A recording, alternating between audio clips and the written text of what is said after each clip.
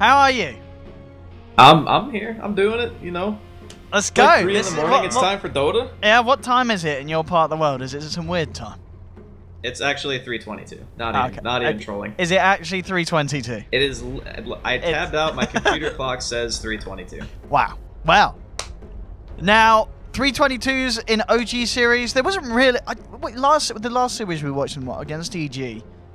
There wasn't necessarily any of that, but I feel today the pressure's on in my mind for Ana, because we saw Ana at his best, and at his not as good as his best yesterday, didn't we? We saw an amazing game from him, and then we saw him struggle on the Invoker in Game 3.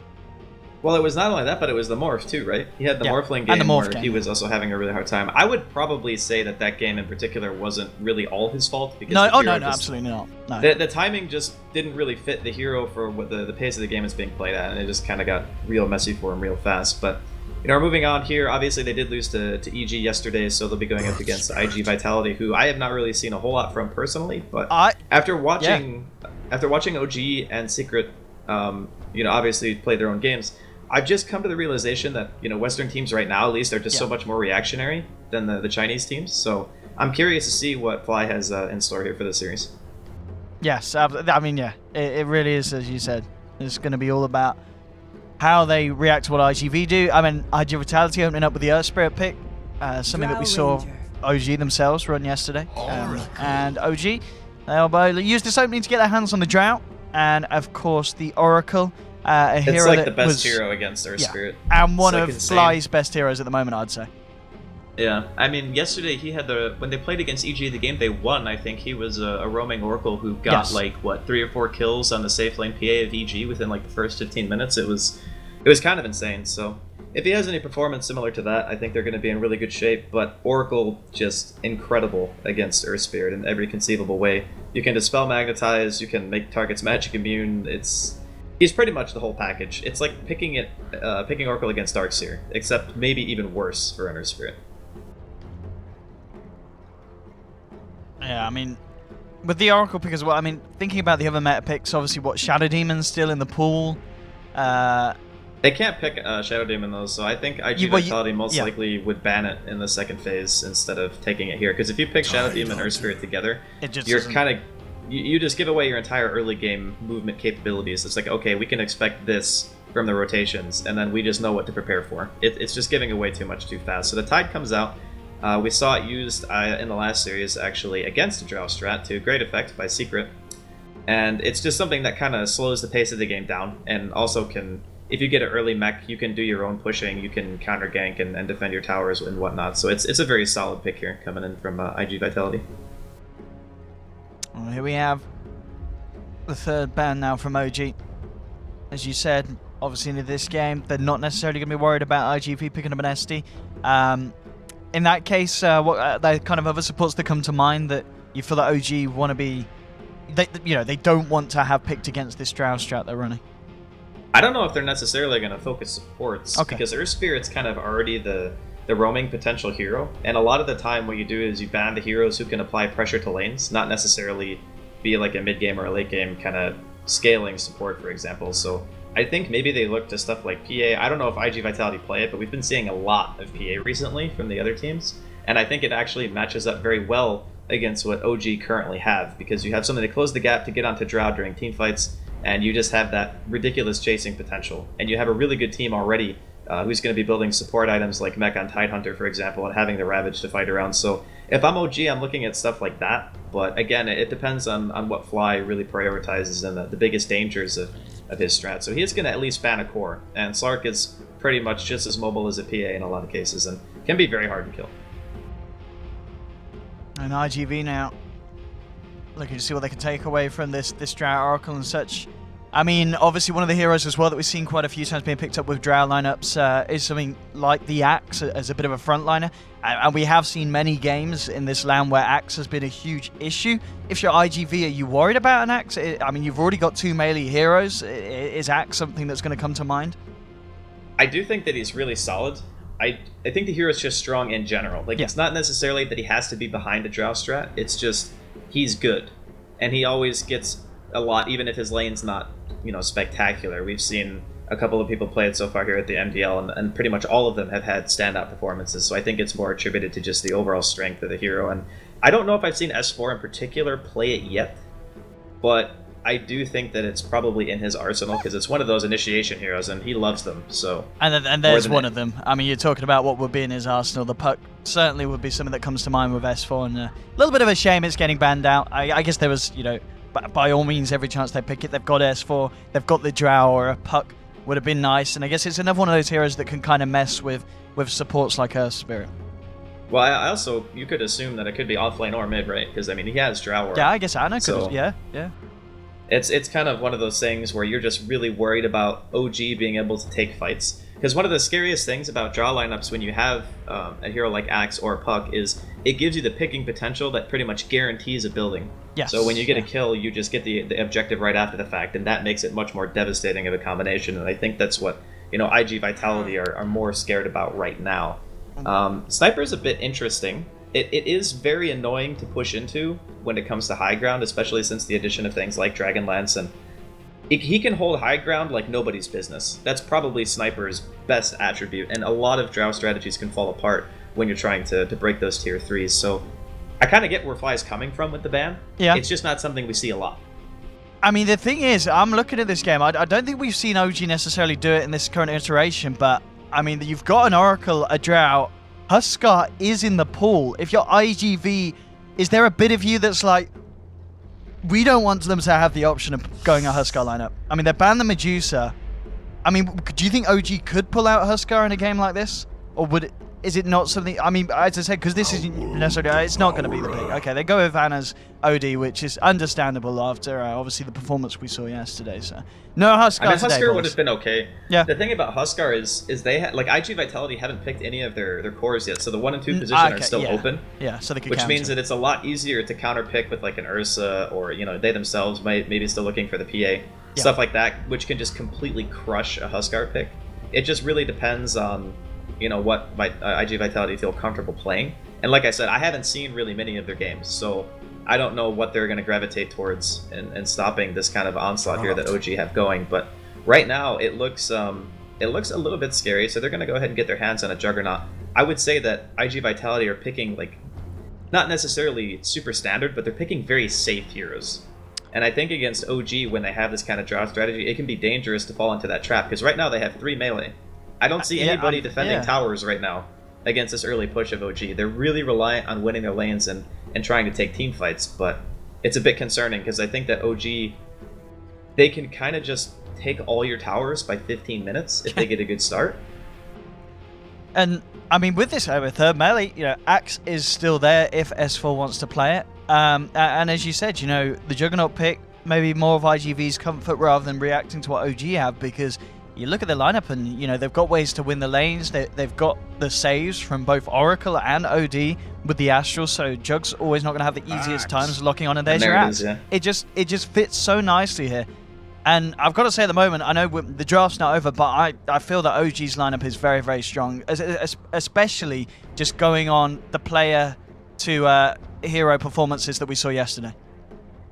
Yeah, I would agree. I'm liking their draft a lot more. Obviously, we still have another core coming out from iG.Vitality. Looks like it's going to be the safe lane Terrorblade, so it adds a lot of damage. It's a hero who potentially will be ranged during meta. The biggest concern that I have is, you know, playing triple, even potentially quadruple melee into a hero like Axe.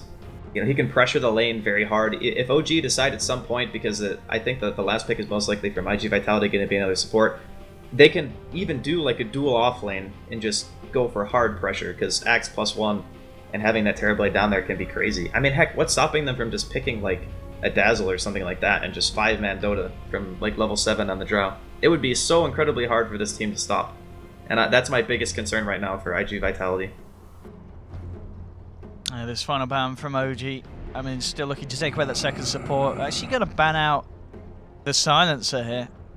Obviously one of those heroes that can be quite a nuisance indeed against heroes with a save like Oracle and such. It gives them ridiculously good team fight. I think that's the main reason why they want to avoid it. Because it's already hard enough breaking high ground against Tide alone and Earth Spirit, but trying to go high ground against an additional global on top of that, and having another way to counter-initiate against the Axe, like that's another thing too. when you only have one hero who initiates, having a global silence is amazing because it just guarantees that there's never going to be any follow-up, and all the silencer has to do in fights is stand behind everybody. So no matter who gets caught, you global, and it's like, okay, well, initiation is over. We can't do anything. And sometimes your initiator might actually die if you're the one leading in. So a very good ban here from OG. I'm still liking what they're doing a bit more. I can see iG.Vitality kind of pulling out a lot of damage during the mid game. If they do get a good Ravage, they are going to ban the Dazzle, by the way. So as you said, yeah. That would have just been like unbelievable 5-man push. Just how the hell do we ever stop this? Well, iG.V now with the final pick. They still need that, that second support. It's going to be the Shadow Demon. We mentioned it earlier, and as you said, you weren't a huge fan of this idea. Are you a bit more of a fan now? There's the TB in the jug. I wasn't a fan of picking it when you mentioned it the first time because it would have given away too much of what their strategy was capable of. Yes, yeah. So oftentimes you don't pick both supports together because they're the heroes who control the tempo in the early game, and they're the ones who decide more or less how the game's going to be played, not the cores. Ooh. So Io going to be the last pick here for the side of OG. Gives them a little bit more picking potential. It's great for boosting damage on the Drow as well when you're pushing, and even tethering Axe can be pretty scary. But yeah, I'm still liking OG a bit more. I think the Shadow Demon Terrorblade strat has a chance to scale a little bit better into the mid-late game, but they are going to have a hell of a time stopping OG's onslaught here. Yes, and with the Io pick as well, it's certainly not, I wouldn't say, going to be an easy game for the Io. I mean, if, there's one mispositioning play from Jerax, he is going to get eaten alive by iG.V's lineup. So he has got to be so careful with where he holds himself. But as you said, it certainly adds to the playstyle that OG are going to look to run this match. And it's going to be interesting to see how they stand up to the power of iG.V with something that's definitely kind of standard Chinese, you know what I mean? It's the Jug, the Terrorblade, the Shadow Demon Tider. It's stuff that a lot of the teams over there are doing. And understandably so, it's very, very strong. But we'll see how it matches up against OG in this game. So as we get ourselves in, let me get the nice little overlay on. And there we have it, ladies and gentlemen. So this is game 1 of iG.V versus OG. And last game of the day today here at the MDL lab. And we'll see what kind of lanes we've got going on. Well, at the moment, in fact, we'll hold that thought because it looks like iG.V are going to try and get something done here. Level 1 with the 5-man smoke. Heading into the jungle. I mean, level 1 fight. Does iG.V potentially have a clear advantage here, or can OG hit back equally as hard? They can definitely hit back. The scary things to look at for IG is, you're going to have spin at level 1 on Jug, which is crazy because you can't disable him. It's a lot of damage. You get a roll in onto somebody on top of his spin and a metamorphosis coming out from the Terrorblade. Yeah, you can easily get a kill. It's not like OG's heroes are super tanky in the beginning, especially the supports. So if Jerax or Fly are the ones who get caught out, they are going to just pop. And with the smoke running out, this ward already put down by OG is going to reveal everything, and it's going to allow OG to try and take the fight themselves. To move in, Injulight, it just melts! God. Oh my goodness, there's going to be defensive disruption, but this man's short of dash. Jerax is the first, but they do lose S4. The question is, can anyone find themselves a second kill? There'll be an Astral from Ana, taking one out of the fight, then manage to take the Earth Spirit. They'll turn towards Cicada on the Jug as well, ending up getting a double kill for Fly. It's a 3-for-1 trade. iG.V may have got the first blood, but pretty much that ward there, allowing OG to prepare for the turnaround. And look, even find more paparazzi caught out in the river. A 4th kill for an OG, an absolute bloodbath to start the game off. And Fly, he's 2-0-2 on the Oracle. You do not want to give that man a good start. So the main issue with the way that they engage is the path they took. Like, they're walking up into a choke point. OG had like this full concave around the high ground where they were fully prepared. They could decide more or less who was taking damage. And Injulight just walks up to the high ground and starts getting hit by 5 heroes before anybody else on the side of iG.V are in position to do anything. And he just tries to get an anchor smash off right before he dies. And looks like there's going to be a little bit of a scuffle here in the top lane, but looks like Fly is going to be fine. It was just... walking that particular path is super dangerous for that reason, because you don't know what you're walking into. Absolutely not. I mean, now that things have started to settle down with regards to the lanes, do you feel the side's going to have a certain easier time? I mean, is the Drower kind of a clear win on the lanes, or is it the fact that they've got this matchup? I mean, this bottom lane... mid and top... Mid and top will be more than fine. S4 might eventually be forced out and, go jungle or something like that. But he also has, Jerax can be doing some stacks for him. and then he can easily go for the Vanguard into Blink Dagger build that we've been seeing so often, and just kind of accelerate his farm so he can be the initiator that his team needs. So it's not really on S4 to like own his lane or anything, it's more just support stacking, make sure you win your safe lane in your mid, and you'll be fine. I mean, that's a point as well. The stacks that Jerax is creating, is this mainly for S4, or can we expect Ana to get some of that farm with the Astral Spam? Yeah, indeed. Talking about the man, was that a little bit of a courier bait? It may have just been. As Cicada hangs around, tries to tickle with the donkey, but ends up getting the donk himself. Top lane, looking for more. OG continuing the high action here. 5-1 they lead at the moment. Now forcing July right back out of the lane. But this is certainly a strong start here for the boys from the West. Yeah, this is, you know, Cicada wasn't doing too bad until he died, at least in regards to overall CS. The higher level that Ana gets, and obviously the Drow gets, is going to become more difficult because he's going to get more and more damage. And Ace Rune here. Well, let's see if they can know something with this one. They've got 3 men closing in onto Ana. This should be a surefire kill. No way to whip that one up as iG.V quick to hit back, get themselves a very high priority kill, and get Cicada involved and giving a bit of space as well. But as this all goes on, stacks are being created in OG's jungle. They are going to have that massive kind of bank to fall back on. No stacks at the moment over on the side of iG.V, as they just rely on trying to maintain control of the lanes. As we can see on the bottom, indeed S4 has been backing off now to the jungle. So there's more space here for the Terrorblade. So Paparazzi, we can expect to see him get good farm on the Terrorblade. It'll just be interesting to see what he's able to do with it this game. It's just going to be all about how they defend. Like, I would say the Terrorblade farming is just going to happen. It's almost inevitability because OG don't have amazing pick-off potential until, you know, S4 gets his Blink. So I'm assuming that Paparazzi is going to get his core items up, no real issue. Oh, and then it's going to... Again, Cicada, he's trying to get out, but Ana's diving. He's got Jerax backing him up. Cicada trying to go for the jukes. He's bottling up. Is it going to be enough to kill Cats down? Oh, oh, oh. One more touch. They've got it. Super. Can he get himself the easiest double kill of his life? No, Ana denies it. Astral onto the Shadow Demon. Out they go. And Ana and Jerax get away with the plays. And yeah, a second kill on that mid lane jug. And I'm just looking at S4, and this man is getting absolute bank. I think he had pretty much a quad stack there. And in fact, hello. What? Okay. Fly found him, yeah. Apparently coming across, yeah, looks like with this ward, he must have been hanging around on low HP. Around. Like, he was extremely low health, and I thought he was just going back to base because he didn't have a TP scroll. Part of the reason why the dive on mid pretty much went unanswered from the side of iG.V, but that was crazy. If I was Cicada right now, I would be tilted after that. I lived for like 20 seconds, and I didn't get a single TP until, you know, after I was already dead. That's got to be very frustrating for him. Because he actually played it about as well as you could have asked him to. And he got Ana from full HP to almost dead with just tower hitting him, more or less. That was a very impressive amount of time that he was able to buy. I could see disruption here from Super, but no real mana to follow it up. But early game-wise, OG are getting everything they need. They really are. They're doing well in the lanes. S4's getting a lot in the jungle. At the moment, pretty much the best hope for iG.V is the fact that Paparazzi on this bottom lane is finding space, of course, on the Terrorblade. But now, looks like S4's going to return down here. He's level 6. And he's going to come back in as the lane pushes in just to get some of these lane creeps.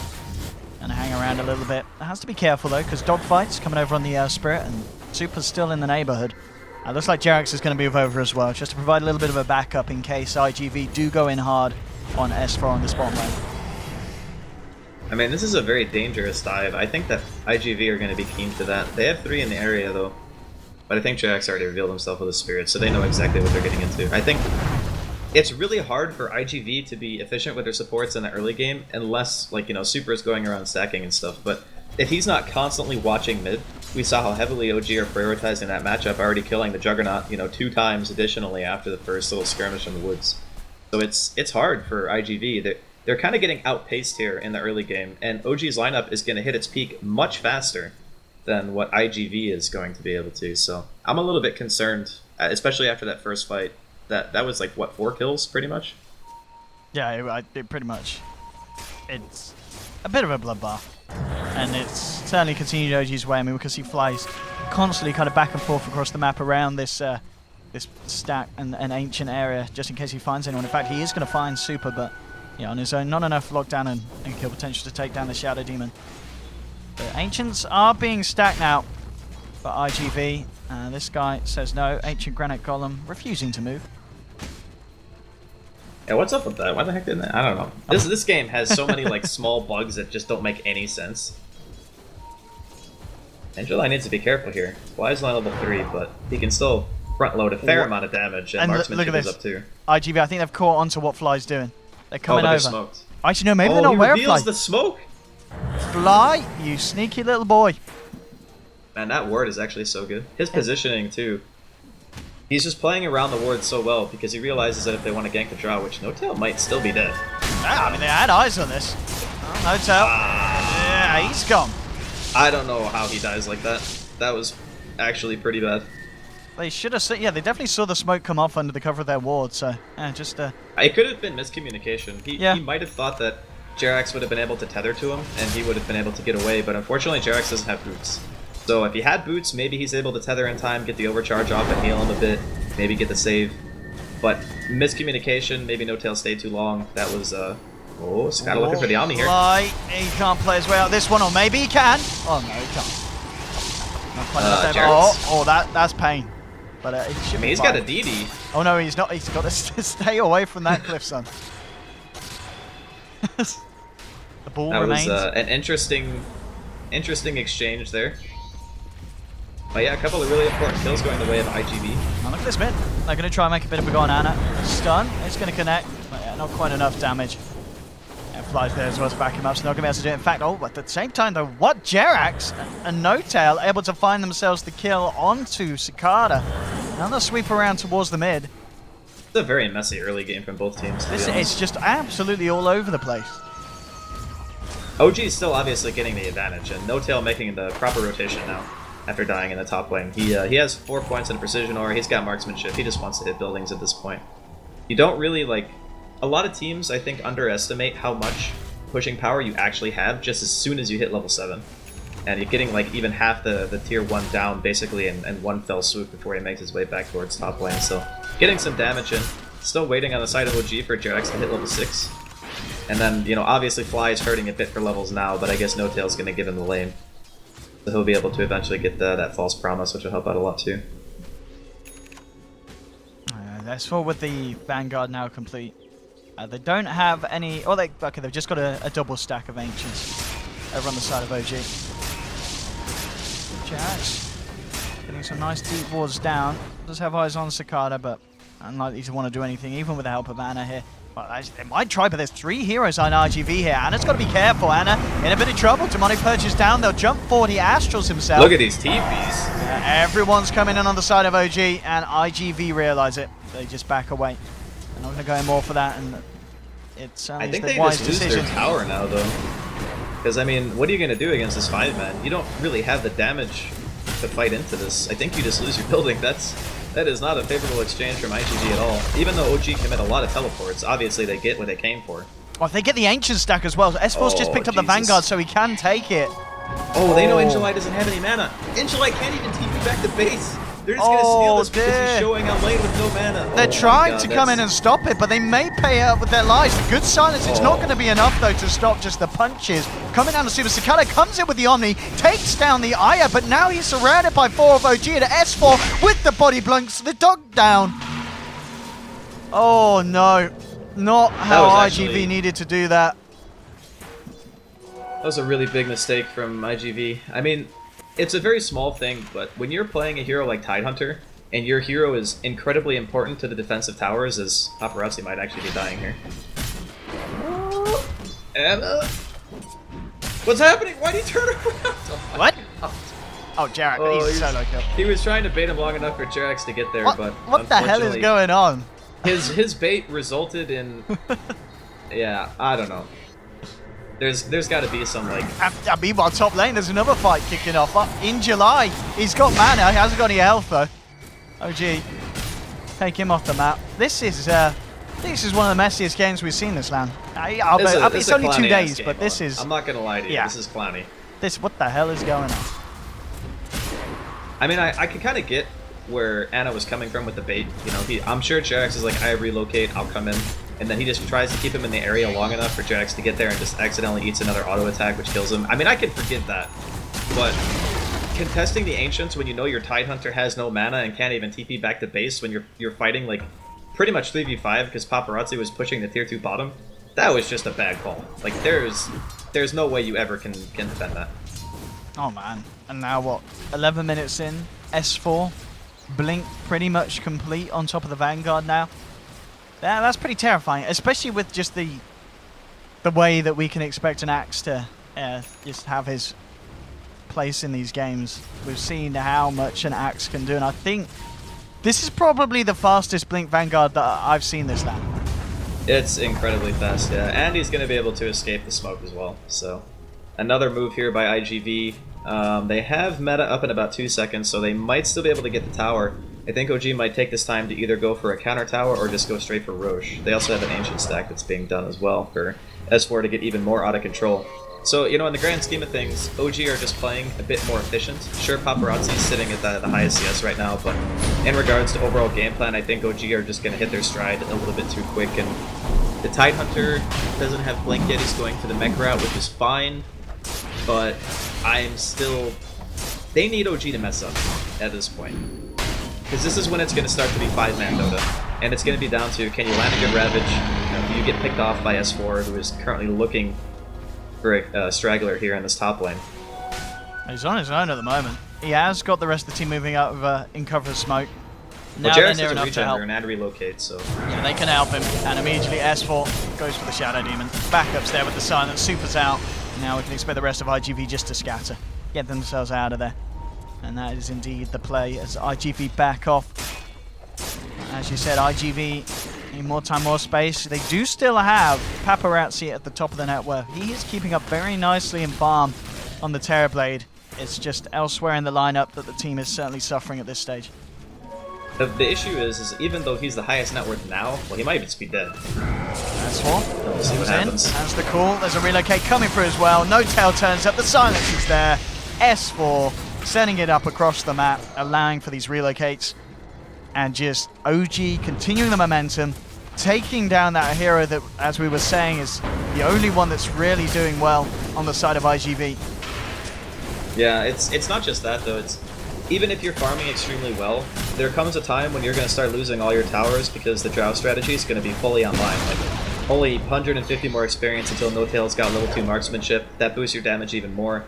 You already got Roshan. All the objectives are pretty much being checked off one by one, and they're even still keeping their mid-tier 1 alive. It's still like 80% health.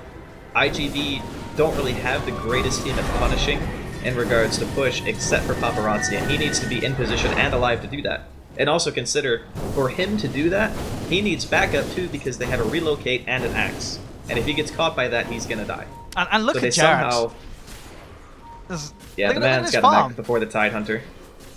This game is like already out of hand. And this is what I was really concerned with when I saw, iG.V picking Earth Spirit and Jug and Tide. It's like you need something that's gonna be able to either win a lane or dictate some kind of tempo. And they just don't have those heroes. Because Earth Spirit on his own, he can't really get a kill on any lane unless he has like the Shadow Demon there together with him, which is how they actually killed Ana the first time. But yeah, I'm very concerned for the side of iG.V. If you're an OG fan, you're feeling pretty good right now.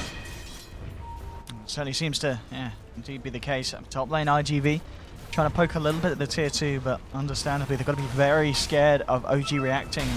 Exactly what they're doing. Ana and S4 heading over with the rest of the boys in July. You need to get yourself out of there, Ana. Popping the drums, trying to close the gap. Look for an Astral to maybe set this up. In July, going for the little bit of a jukes. It's a good one. Nice. It's a good juke. He's out. And the rest of them as well. So iG.V able to avoid this. I mean, the more space that they can create like that, the better off they're going to be. Because there will still come this stage, if they can last long enough, where Paparazzi's Terrorblade with Shadow Demon Disruption Illusions will start to become, a little bit scary. Granted, they are playing against an OD, so OD pretty much one-shots Illusions at every stage in the game. Paparazzi! He did. He is certainly dead. These wards from OG, we had the one here earlier where they were also able to utilize it to get a pick off on the Terrorblade. absolutely huge, and just S4 being there at the right time. Able to find the kill. Cicada getting a little hungry there, maybe thinking about walking in for an Omni Slash, but Ana is going to hang around. Cicada is going to go for the Blade Fury TP. Looks like the damage isn't there, so he will escape just in time. But yeah, they've got to try and keep the map a little bit safer, make sure that Paparazzi can find his space. At the moment, S4 now sitting at the top of the net worth 9.3k. You know, we were saying in the draft how the Axe pick would have looked to be a strong one, and S4 is certainly showing us that this is a perfect game for Axe, and he's playing it just absolutely amazing. Yeah, I mean, he did have a lot of help from his team as well. Getting the stacks boosted him into that position. You know, when we saw Velo the other day, he just gets everything from his team, and then he just carries. And that's the call here. We're going to have a relocate through as well. Cicada's going to go for the Blade Fury. Doesn't have a TP, but he does have the backup of his team. But the team may be quick to die. July coming in, hits the 3-man Ravage. Can IG use this to their potential? Ana, false promise though. Fly with the save. Dogfight is going to be defensively disrupted up for the time being. Ana now trying to back up. He's getting a fair bit of damage on him, and he will pop. He has the Aegis for round 2. No one else to die as of yet. He's still in the tree line. Gets silenced up. Cicada still has the Omni. He's going to pop it on the Ana, but again, Ana has the Astral. Now the jump in. S4 with a 3-man call. The 3-man gun. They're all dead. Triple kill for S4. Oh my goodness. OG just making it absolutely impossible for iG.V to fight into them. My God, that was 4 heroes, right? Was it 3 or 4 heroes? I thought he caught Cicada. Maybe he didn't. Maybe he did get, but that was. I mean, S4. Yeah. I mean, game 2. Who are you banning? I mean, I think Fly's Oracle. You cannot let this man play Oracle. Well, I think a lot of things happened in the draft that just didn't really favor them. Like, they got counterpicked Oracle. Maybe. I mean, if I look at this draft again, I actually think that they just didn't research OG's picks at all. Like, they knew that Fly played Oracle. They know that OG plays Drow. Yep. It's like they just were willing to play against, you know, OG's some of their better heroes, and they were just like, yeah, whatever, we're gonna do our own thing. I felt like it was a solid outdraft by OG, and I felt like they also outplayed them very badly. I mean, sure, you can say in the beginning of the game, losing those 4 heroes and, you know, Cicada getting ganked again probably put them, you know, too far behind to really recover. But at the same time, I didn't really think that iG.V were going to have the room to make this draft function anyway. Because they're running into this problem where Paparazzi needs to be farming on his own all the time. But he also needs to be off the map all the time, because if he's not, he's going to get relocate ganked or killed by S4. If you're doing that, you're not applying any lane pressure. And if you're not applying any lane pressure, you're not doing anything. You're just eating jungle creeps. It just makes the hero a non-factor, and that's the biggest struggle right now, is trying to find space for him to farm whilst not dying. Well, at the moment, yeah. Hiding deep in the tree. He's trying to cut himself even deeper. He's looking. I mean, for we're the getting escape. the Blair Witch status up here. That's how deep in the woods he is. It's not great. Like, he can't show. Nope. And that's the strength of having the IO and the Axe together. It just applies so much passive pressure to you on the map that as a core you can't feel safe to farm a creep wave. You can't apply lane pressure. He's out now. He's done. He's done. He's had his fun. Oh boy. I mean, I would actually.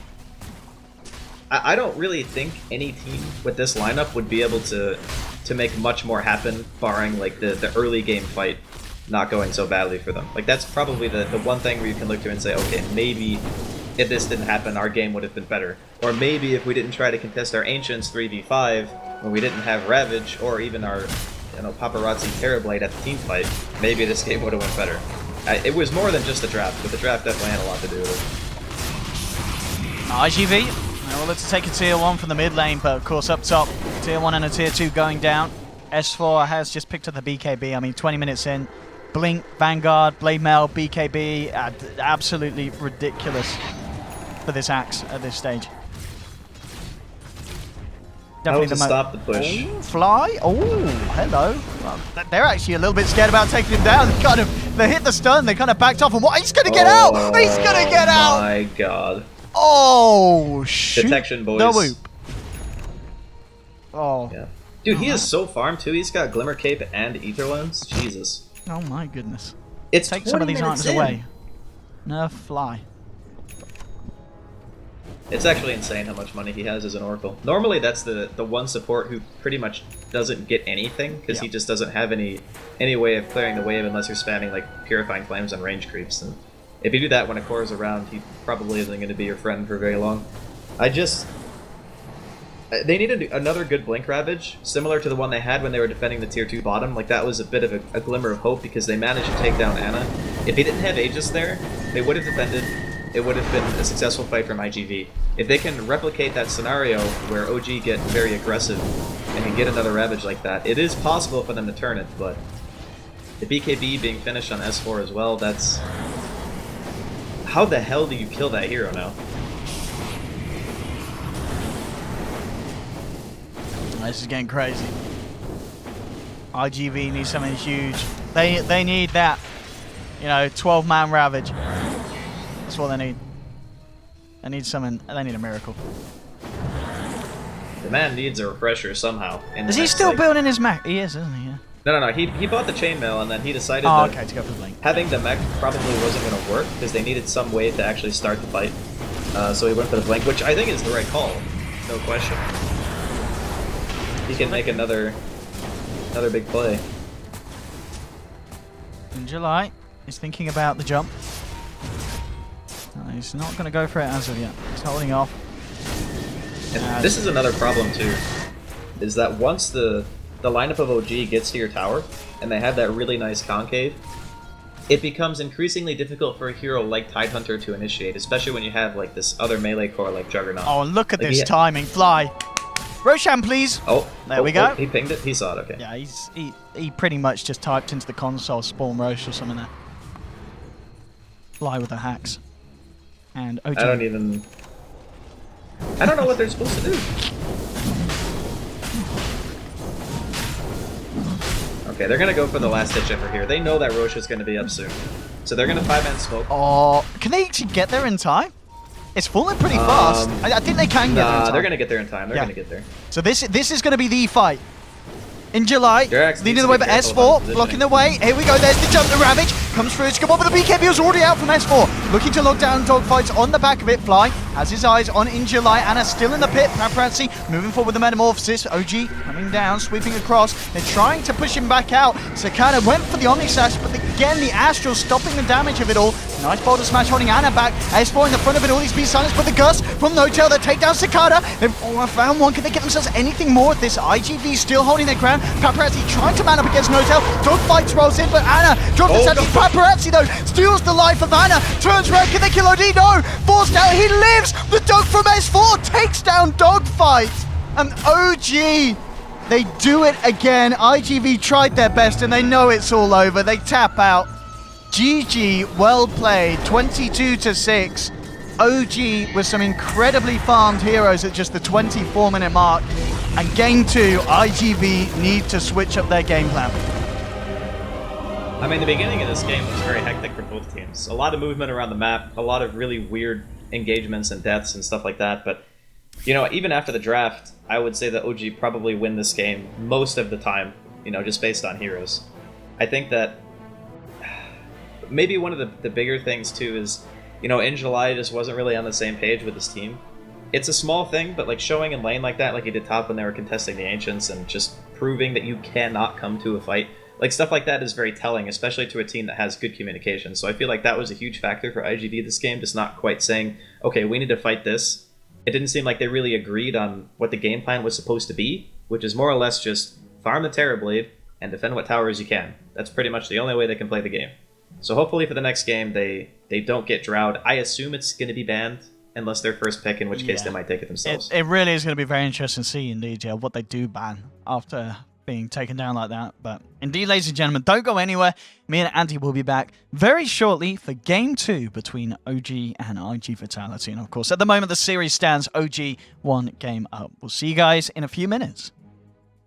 Microphone muted.